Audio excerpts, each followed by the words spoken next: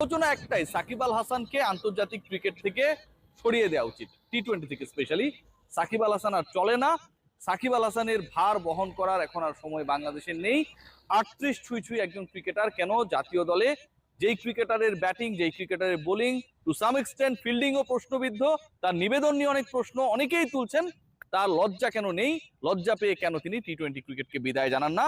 বাঙালির আবেগ, বাঙালির উচ্ছ্বাস, বাঙালির এই মুহূর্তে একটাই বার্তা, সাকিব পারলে যদি সুযোগ পান তারা সাকিবকে আসলে জাতীয় দল থেকে অর্ধচন্দ্র দিয়ে তারা বের করে দেন।